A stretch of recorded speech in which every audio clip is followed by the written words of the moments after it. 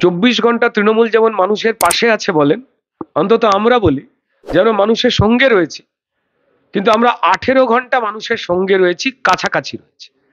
বাকি সময়টা মানুষের ব্যক্তিগত। একজন মানুষ তিনি স্নান করতে যাবেন, পরিবারের সঙ্গে থাকবেন, খাবেন, ঘুমোবেন, সেই সময় কি পরিষ্কার আমরা গিয়ে ঘরের মধ্যে ঢুকে বা বাথরুমে ঢুকে দাঁড়িয়ে থাকবো? এটা তো হতে পারে না। কিন্তু তৃণমূল বলে আমরা 24 ঘন্টা মানুষের সঙ্গে আসি, কারণ 24 ঘন্টাই মানুষটা কোথা থেকে কত টাকা রোজগার করছে তার উপরে তার নজর। স্বামী বা স্ত্রী ঘরে যদি পরিষ্কার, তারা যদি রাত্রিবেলা ফিরে আসে, এটা তাদের ব্যক্তিগত সময়, কিন্তু তৃণমূল তখন তাদের সঙ্গে থাকার চেষ্টা করে, কারণ তারা ঘুমিয়ে পড়বে, আলনায় জামা কাপড় রয়েছে, আলমারিতে গয়নাগাটি রয়েছে, সেই জন্য করে। এই সৌরভ বাবু সম্পর্কেই দেখছিলাম একটা মিডিয়া শাসক ঘনিষ্ঠ, তারা এমন করে লিখছেন, ছোটবেলায় মায়ের হাতে কষ্ট করে বড় হয়েছেন, কি কষ্ট করে তিনি ব্যবসায়ী হয়ে উঠলেন।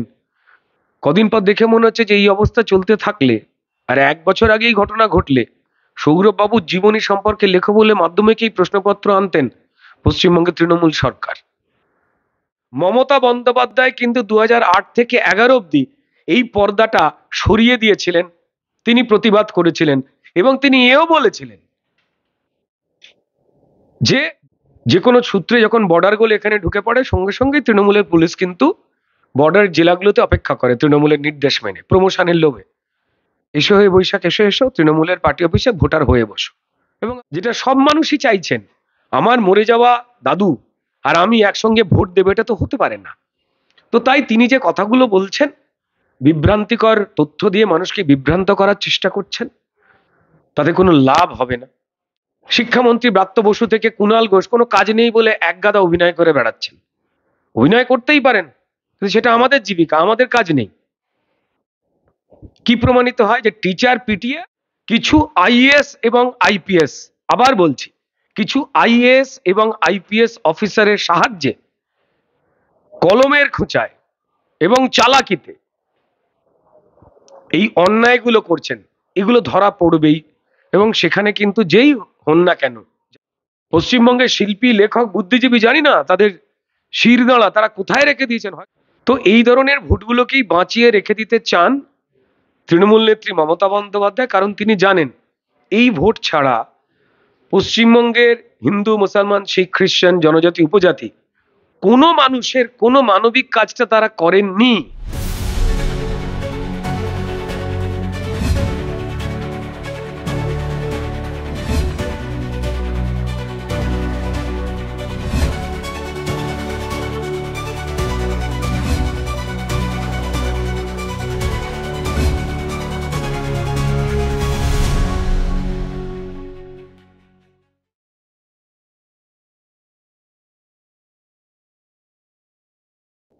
এটি তো খুব স্বাভাবিক ঘটনা। তৃণমূল মিথ্যে কথা বলে এবং সমাজে যে যে মানুষের মানবিক দিক থেকে প্রভাব রয়েছে, মানুষ যাদের পছন্দ করেন, ভালোবাসেন, যারা কোনো ক্রিমিনাল বা তোলাবাজের পক্ষে কথা বলেন না, তারাই তো তৃণমূলের ঘোষিত বা অঘোষিত শত্রু। তাই মানবিকতার পক্ষে থাকা, যে কোনো রকমের অন্যায় বা অত্যাচারের বিরুদ্ধে থাকা, তিনি যে মানুষই হন, সেটা কার্তিক মহারাজ বলুন বা পাড়ার যে কোনো সাধারণ মানুষ হন, যেই হন না কেন, তিনি একজন চাকুরিজীবী হতে পারেন, স্কুল বা কলেজ ছাত্রী হতে পারেন, ছাত্রছাত্রী, বা গৃহবধূ হতে পারেন, বা কোনো এলাকার ছোট ব্যবসায়ী হতে পারেন, যারাই অন্যায়ের বিরুদ্ধে, তারাই তৃণমূলের বিরোধী। শুধুমাত্র গণতান্ত্রিক পরিকাঠামোয় বিরোধী দল পশ্চিমবঙ্গের ভারতীয় জনতা পার্টি, তারা শুধুমাত্র বিরোধী নয়, কার্যত সব মানুষ যারা অন্যায়ের বিরুদ্ধে, তারাই তৃণমূলের বিরোধী। এবং তাদের নামে, তাদের যখন দমন করতে পুলিশকে দিয়ে পেরে উঠছে না সব সময়, কারণ পুলিশকে, অত্যন্ত যোগ্য পুলিশ পশ্চিমবঙ্গে, তাদেরকে, যাদের কাজ আইন রক্ষা করা, মানুষের অধিকার রক্ষা করা, কিন্তু তাদের মাইনেটা দেয় হচ্ছে এই রাজ্যের সরকার, যাদের মন্ত্রীর নাম মমতা বন্দ্যোপাধ্যায়।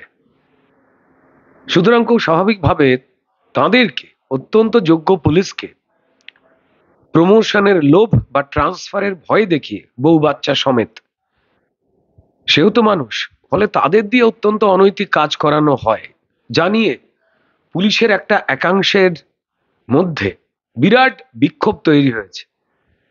এবং অধস্তন পুলিশ কর্মচারী যারা আমাদের গ্রাউন্ডে কাজ করেন, যাদের আপনারা দেখেন মানুষের হয়ে কথা বলতে গিয়ে আমাদের গ্রেপ্তার করা হচ্ছে, বা সংবাদ মাধ্যম যারা আপনারা রয়েছেন, তাদেরকে শ্লীলতাহানির case, attempt to murder case, বা চুরি জচ্চুরি ডাকাতি, সম্ভাব্য ডাকাতির কেস দিয়ে গ্রেপ্তার করা হয়, গাঁজা কেস,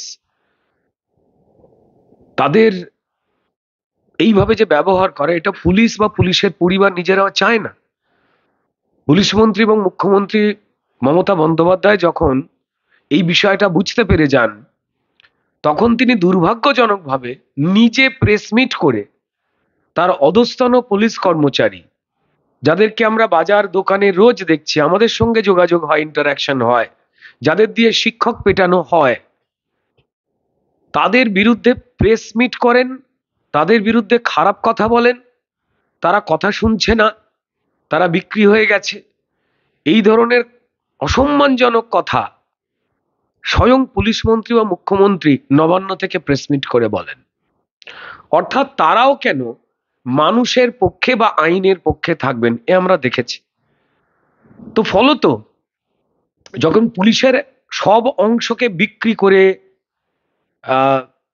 তারা নিজেদের পক্ষে আনতে পাচ্ছেন না, তো তখন এই মিথ্যে মামলা জোর করে দেওয়ার চেষ্টা করেন, এবং ফলত এই ফলই হয়, তাদের বারবার গাল লাল হয় আদালতের আইনের চড়ে, তবুও তারা লাল গাল নিয়ে আবার বেরিয়ে চলে যায় সত্যিকে মিথ্যে প্রমাণ করতে। এদের খারাপ লাগা, লজ্জা, এই ধরনের বোধ রয়েছে বলে পশ্চিমবঙ্গের মানুষ তো দেখতে পান না। কার্তিক মহারাজের বিরুদ্ধে তো শ্লীলতাহানির মামলা আনা হয়েছিল, আমরা জানি রাজ্যপালের বিরুদ্ধেও তাই আনা হয়েছিল, এবং কিছুদিন আগে সজলদার বিরুদ্ধে পুরুষের শ্লীলতাহানির মামলা আনা হয়েছিল। মানে তাহলে কি শ্লীলতাহানি এতটাই সহজ হয়ে গেছে যে যে কারোর বিরুদ্ধে এই মামলা করা যায়? হ্যাঁ, সেইটাই তো কার্যত এই রাজ্যের রাজ্য সরকার এবং শাসক দল, তারা পুলিশকে দলদাস বানিয়ে পুলিশকে দিয়ে জোর করে, না হলে তার ট্রান্সফার হয়ে যাবে, না হলে তার প্রমোশন হবে না, সেই ভয়েতে অপরাধের মধ্যে পুলিশকে ইনভলভ করে জোর করে তাদের দিয়ে তো সেই এফআইআর গুলো করায়, পুলিশ না চাইলেও। কিন্তু আপনি যা খুশি তাই পুলিশকে দিয়ে এফআইআর টানিয়ে কোর্ট অব্দি মানুষকে নিয়ে যেতে পারেন, কিন্তু যারা আমাদের সম্মানীয় বিচারকরা রয়েছেন, সেটা হাইকোর্ট বলুন বা সুপ্রিম কোর্ট বলুন, যারা মানুষের পক্ষে রায় দেবার জন্য বসে রয়েছেন, আইনের পক্ষে রায় দেবার জন্য বসে রয়েছেন, তাদের তো শাসক দল পছন্দ করে না। এবং আপনারা দেখেছেন যে বিচারকদের নামে সেই জন্য পোস্টার মারা হয় যে তারা বিচার করে কেন চোরেদের বা ছোট চোরেদের মাথা বড় চোরেদের ধরবার জন্য তদন্ত করতে বলছেন কেন্দ্রীয় সংস্থাগুলোকে। তাই তাদের বড় রাগ। অর্থাৎ মানে চুরি আমাদের ভিত্তি, জোচ্চুরি আমাদের ভবিষ্যৎ, এই শুধু ট্যাগলাইনটা লিখতে বাকি রয়েছে এদের।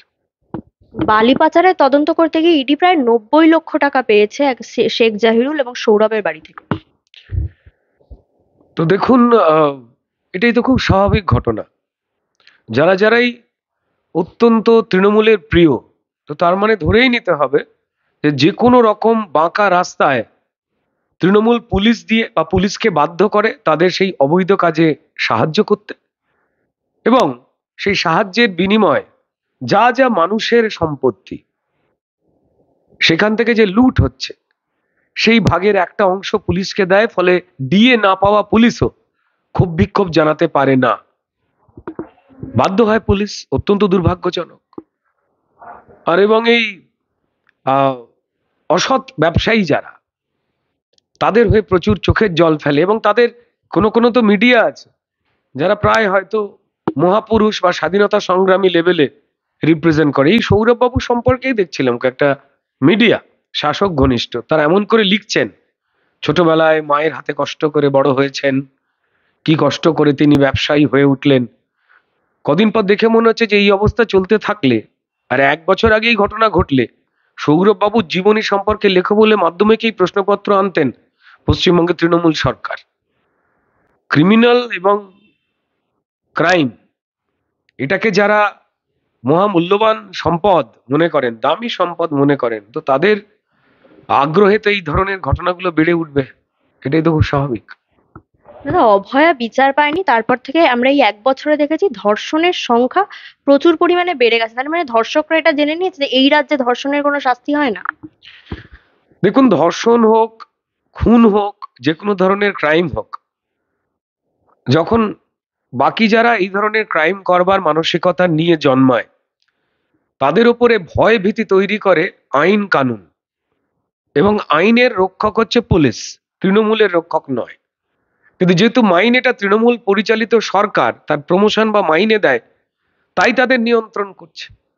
তো ফলত পুলিশের নাকের ডগায় ক্রমাগত ক্রাইম ঘটছে, নারীদের অসম্মান চলছে, বিভিন্ন জায়গায় মানুষ খুন হচ্ছেন, মানুষের লুট হচ্ছে, এবং যখন তাদের ধরতে যাওয়া হচ্ছে দেখতে পাওয়া যাচ্ছে যে শাসক দল বা এই রাজ্য সরকার তাদের বাঁচাবার চেষ্টা করছেন।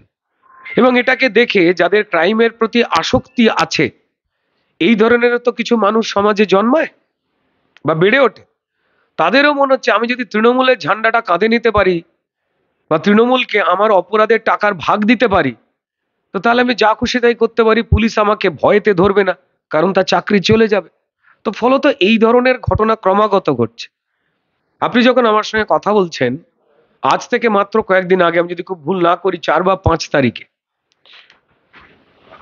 বীরভূমে একটা ঘটনা ঘটেছে, বীরভূমের রামপুরহাটে। সেখানে একটা 17 বছরের নাবালিকা মেয়েকে, সংখ্যালঘু বোন আমাদের, সে টিউশন থেকে ফেরবার পথে তাকে দুষ্কৃতীরা তুলে নিয়ে যায়, তাকে শারীরিক শোষণ করছে, সেই ভিডিও সোশ্যাল মিডিয়ায় ছাড়ে। এবং পশ্চিমবঙ্গে মমতা বন্দ্যোপাধ্যায় পুলিশ মন্ত্রীর পুলিশ আইপি অ্যাড্রেস বা কোন ফেসবুক প্রোফাইল থেকে এগুলো ছাড়া হচ্ছে, সেই টাওয়ার লোকেশনে গিয়ে যা তারা অনায়াসে 10-15 মিনিটে ধরে ফেলতে পারে। তাদের বিরোধীরা কোন কথা বলছেন বা কোন ভদ্রলোক বা কোন সাংবাদিক তৃণমূলের কোন দুর্নীতি দেখিয়ে দিচ্ছেন, সেইটা তারা 5 মিনিটে সলভ করে ফেলেন, নানা রকম প্রযুক্তি ব্যবহার করে। কিন্তু যখনই আমার সংখ্যালঘু বোনটাকে এই বীরভূমের তুলে নিয়ে চলে গেল এবং তাকে অত্যাচার করার ভিডিও, সেই দৃশ্য আমি বলছি আপনারা খুঁজলে হয়তো পেয়ে যাবেন। তার বাবা মা, আমাদের সংখ্যালঘু সেই বাবা মা, তারা হত্যে দিচ্ছেন, হাইকোর্টে শরণাপন্ন হয়েছেন, পুলিশ এই বিষয়ে কথা বলছেন না। সম্মানীয় মুখ্যমন্ত্রী এবং পুলিশ মন্ত্রী তিনি চুপ। পশ্চিমবঙ্গের শিল্পী, লেখক, বুদ্ধিজীবী, জানি না তাদের শিরদাঁড়া তারা কোথায় রেখে দিয়েছেন, হয়তো তারা ভয় পাচ্ছেন তারা এই সামাজিক অবক্ষয় তৃণমূলের বিরুদ্ধে কথা বললে তাদের পেটের ভাত চলে যাবে, কিংবা তারও এই শিল্পী, লেখক, বুদ্ধিজীবী বা যারা কথায় কথায় আগে মোমবাতি নিয়ে রাস্তায় হাঁটতেন, সেই মোমবাতির দোকানও বন্ধ হয়ে গেছে, গলার আওয়াজও চলে গেছে, শিরদাঁড়া কোথায় যেন হারিয়ে গেছে, যাদের দেখে আমরা শিখতাম, তারাও চুপ করে রয়েছেন, তারা জানেন না এই ঘটনাটা। এটা পশ্চিমবঙ্গে ঘটছে। একজন নাবালিকা, আমার এক সংখ্যালঘু মুসলমান সম্প্রদায়ের এক পড়ুয়া, সে টিউশনি সেরে ফেরবার পথে তাকে কিছু লুম্পেনরা তোলে, অসভ্যরা তোলে, তাকে তুলে নিয়ে গিয়ে গ্যাং সম্মিলিতভাবে এই কসবা কলেজে যা টিএমসিপি যা ঘটিয়েছিল, সেইভাবে তার গায়ে বিড়ির ছ্যাঁকা দিচ্ছে, আরো নানান অত্যাচার করছে, সেই ভিডিও সমাজ মাধ্যমে রয়েছে। আর তৃণমূল পুলিশ এই ভিডিওর নিচে পোস্ট করছে, কোথায় এটা, মানে অপরাধী যেন বলে যাবে এই তো আমি, আমায় এসে ধরুন। আজ আমাদের এখানে বাস করতে হচ্ছে। তো এটা চূড়ান্ত দুর্ভাগ্যের জায়গা যে আমাদের এটা সহ্য করতে হচ্ছে। ভারতীয় জনতা পার্টির বিরোধী হিসেবে এই কথাগুলো বলছে না, আমাদের এই কথাগুলো বলতে কারুরই ভালো লাগে না, কারণ পশ্চিমবঙ্গের দলিল তো ওই বালিঘাট থেকে চুরি হয়ে যাওয়া বালি কোন কালীঘাটে বা খালিঘাটে গিয়ে পৌঁছলো, তা দিয়ে তো পশ্চিমবঙ্গের মান সম্মান বাড়ে না। এই পশ্চিমবঙ্গের মালিক তো পশ্চিমবঙ্গের প্রত্যেকটা মানুষ, যাদের ট্যাক্সের টাকায় আমাদের মুখ্যমন্ত্রী সমেত নেতা মন্ত্রী, তাদের গাড়ি বাড়ি, মাইনে, তেল, নিরাপত্তা সবেতে খরচ হয়। তাদেরই জীবন এবং যাপন যখন বিপন্ন হচ্ছে, সেখানে মুখে কুলু পেটে রয়েছে, এর থেকে তো দুর্ভাগ্যের কিছু হতে পারে না। বালি, মাটি, কয়লা, যা যা প্রাকৃতিক সম্পদ রয়েছে, তৃণমূল মনে করে এটা আমার অধিকার। এটা খুব ইন্টারেস্টিং কথা বলে তৃণমূল, যে 24 ঘন্টা আমরা মানুষের পাশে আছি।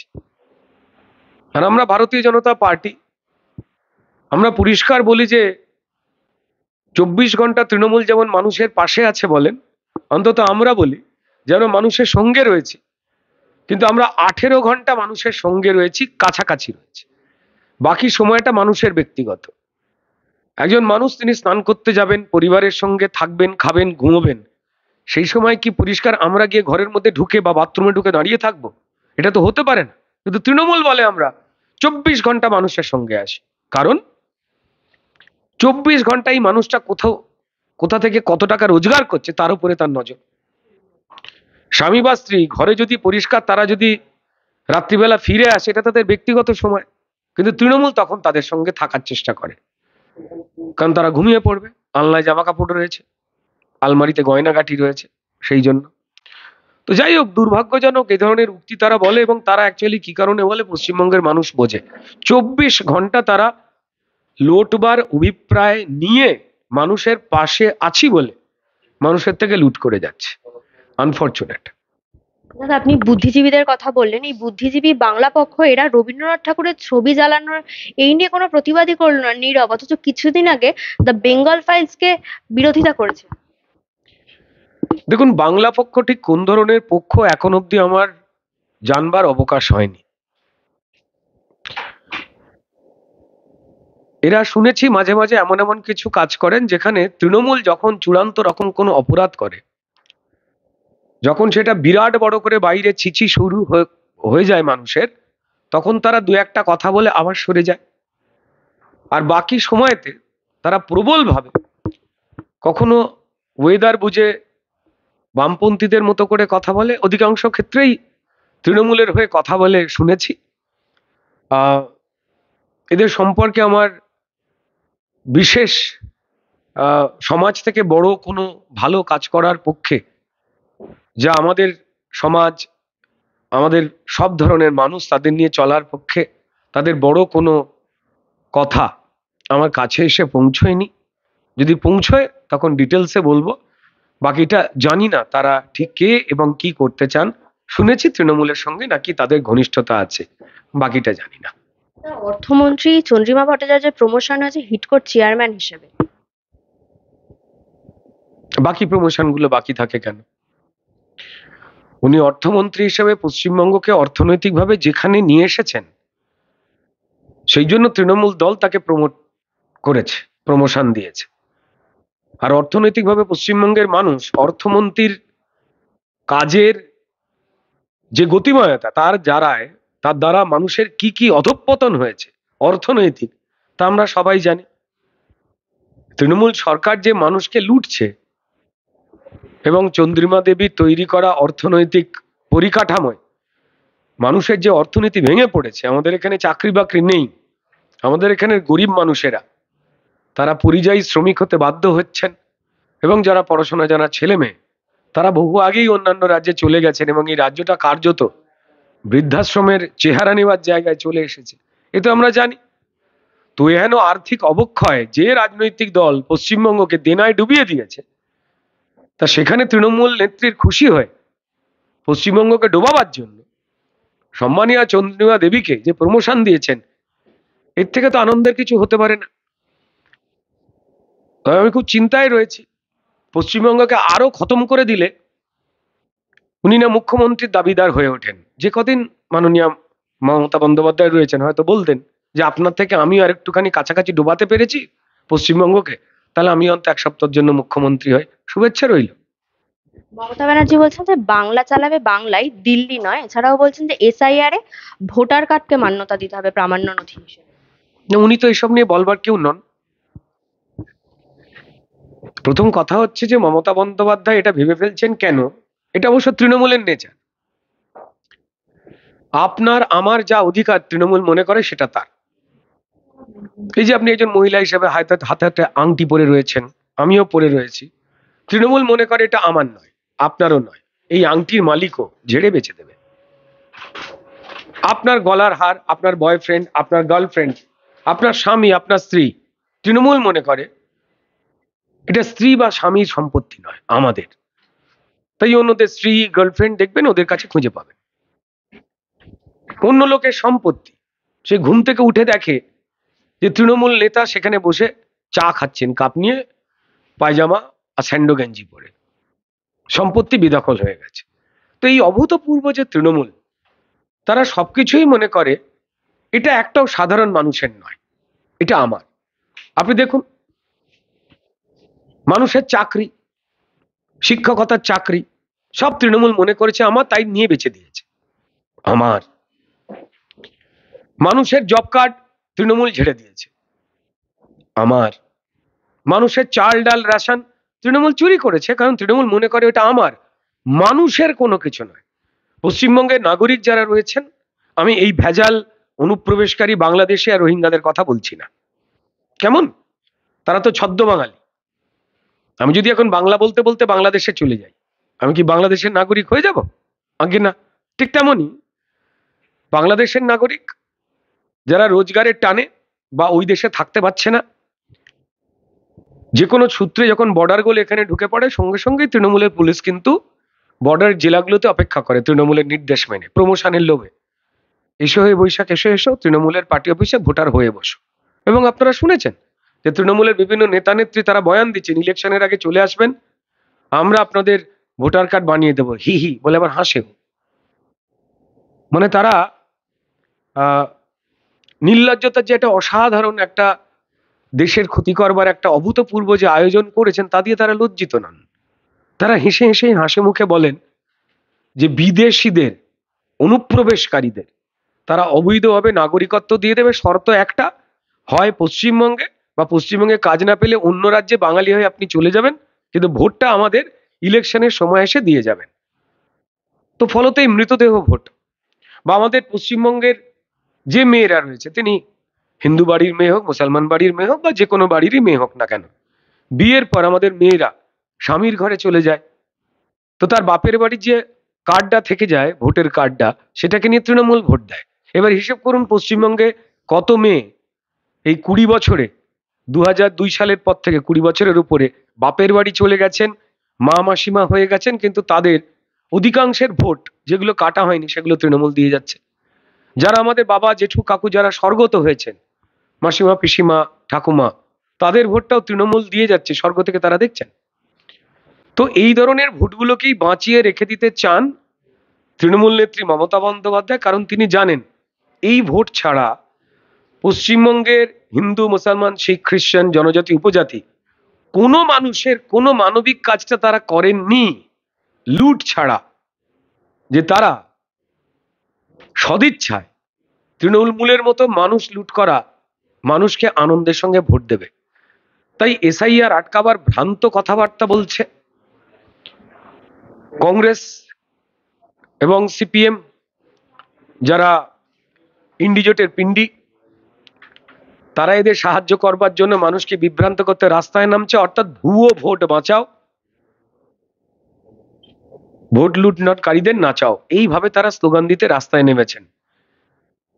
ভোটের পদ্ধতি কি হবে, কিভাবে নির্বাচন হবে, তা একান্তই কেন্দ্রীয় নির্বাচন কমিশন, এই স্বাধীন সংস্থাটির ব্যাপার। কোনো রাজনৈতিক দল, সেটা বিজেপি হোক, কংগ্রেস হোক, তৃণমূল হোক, সিপিআইএম হোক, তাদের কারুর কথা শুনে চলতে তারা বাধ্য নন। তারা ম্যাক্সিমাম সম্মানীয় সুপ্রিম কোর্টের সঙ্গে আলোচনায় কোনো সিদ্ধান্ত তারা নিতে পারেন। যেমন কদিন আগে বলা হলো যে সুপ্রিম কোর্ট থেকে যে যতগুলো নথি জমা দিতে হবে ভোটার হিসাবে, তাদের মধ্যে আধার কার্ডের সংযুক্তিকরণ হলে বেটার হয়। পশ্চিমবঙ্গের মানুষ যারা আমাদের এই কথা শুনছেন, তারা প্রত্যেকেই জানেন যে পশ্চিমবঙ্গের অলিগলি থেকে ভোটার কার্ড, আধার কার্ড এবং পাসপোর্ট ভুয়ো তৈরি হওয়ার বহু এজেন্সি এবং লোকজন ধরা পড়েছে, এবং পশ্চিমবঙ্গের অলিগলি থেকে বহু বাংলাদেশি এবং রোহিঙ্গা ভোটার তারাও ধরা পড়েছে। সুতরাং পশ্চিমবঙ্গে যে ভুয়ো ভোটার এবং আধার কার্ড গিজগিজ করছে, তা পশ্চিমবঙ্গের মানুষ হিসেবে আমরা জানি। এই কথা কি কেন্দ্রীয় নির্বাচন কমিশন তারা জানেন না? তারা অত্যন্ত বিচক্ষণতার সঙ্গে কাজ করছেন। এই মিথ্যে ভোট যেটা দিয়ে বামফ্রন্ট সরকার টিকে ছিল, মমতা বন্দ্যোপাধ্যায় কিন্তু 2008 থেকে 11 অবধি এই পর্দাটা সরিয়ে দিয়েছিলেন, তিনি প্রতিবাদ করেছিলেন এবং তিনি এও বলেছিলেন যে জঙ্গি ঢুকছে, শুধুমাত্র বাংলাদেশি বা রোহিঙ্গারা নয়, এরা সবাই জঙ্গি। আজ তিনি কথা পাল্টে নিয়ে যখন বাম সরকারের মতো করেই পশ্চিমবঙ্গের হিন্দু মুসলমান কোনো জনজাতির কোনো উপকার করতে পাচ্ছেন না, তখন সিপিআইএম এর দেখানো রাস্তা বা পথটাকেই বেছে নিয়েছেন ভোট লুট করবার জন্য।